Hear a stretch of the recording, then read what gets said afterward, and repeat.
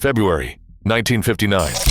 9 experienced hikers make camp on Kholat Syakhl in the northern Urals. Sometime that night, they cut their own tent open from the inside and fled into darkness at -30 degrees, without boots, without coats. All 9 died. For over 60 years, no explanation fully accounted for what was left behind, until now. The documented evidence from that mountainside finally tells a coherent story, and it begins at the tent. On February 26, 1959, searchers discovered the tent on a 30-degree slope of Kholat Syakhl, buried under wind-blown snow. Inside, the group's shoes, heavy coats, and provisions remained intact, arranged as if for an ordinary night on the mountain.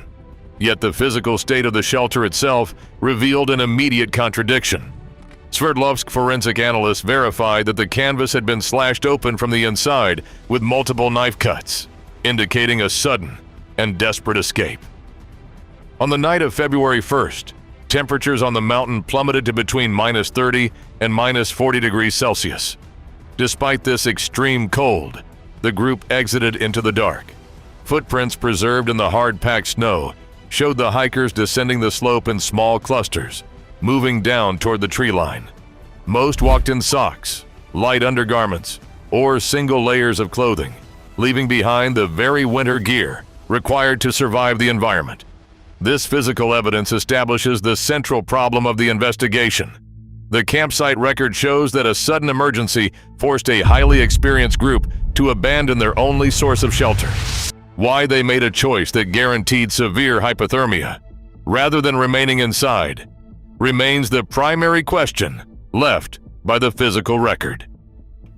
The team was led by 23-year-old engineering student Igor Dyatlov, who assembled 8 fellow students and graduates from the Ural Polytechnic Institute.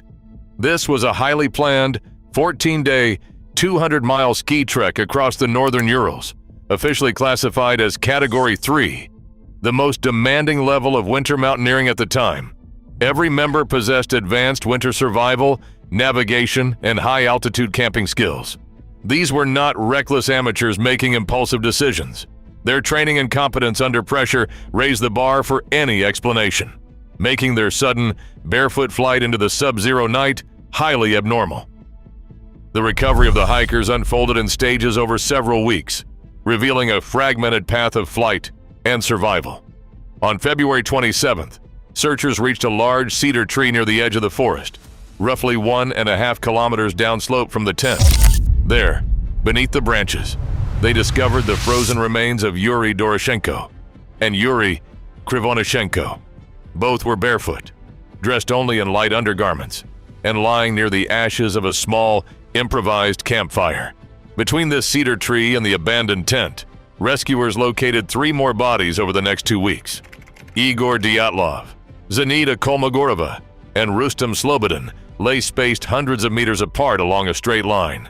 Their body positions and orientation indicated they were attempting to crawl back up the exposed slope toward their only source of shelter when they collapsed.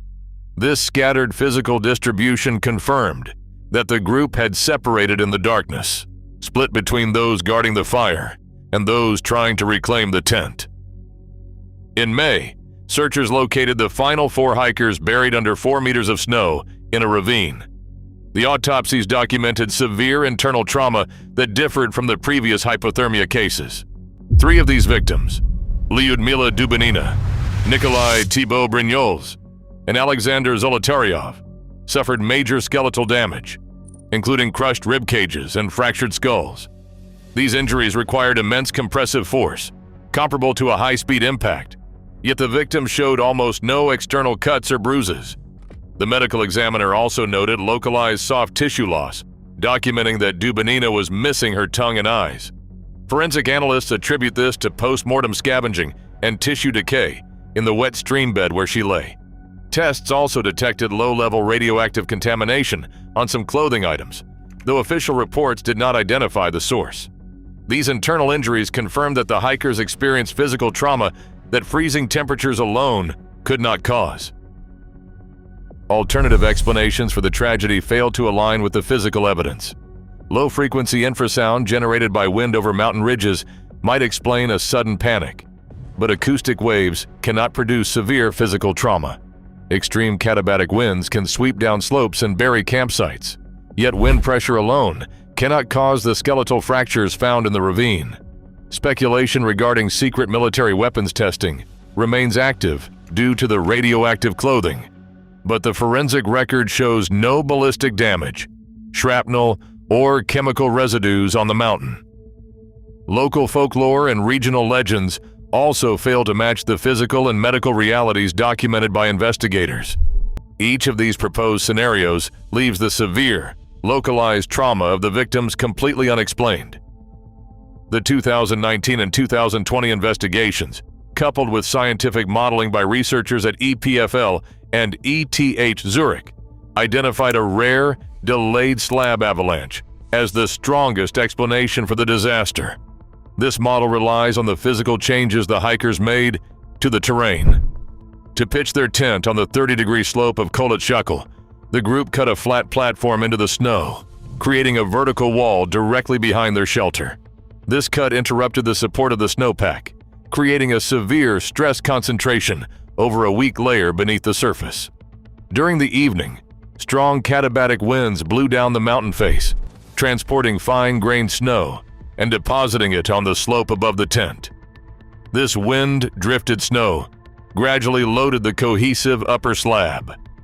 Between 2 and 4 hours after the excavation, the internal tension reached a critical threshold, causing the weak layer to fail and releasing a small, dense slab.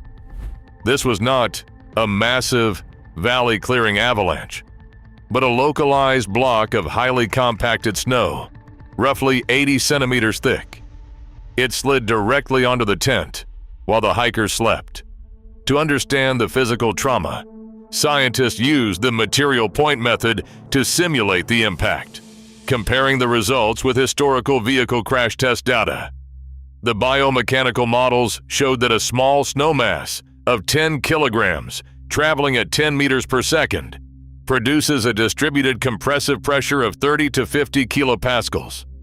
When applied to individuals lying inside sleeping bags, this even, high-energy pressure fractures ribs and skulls, while leaving the outer skin largely unmarked.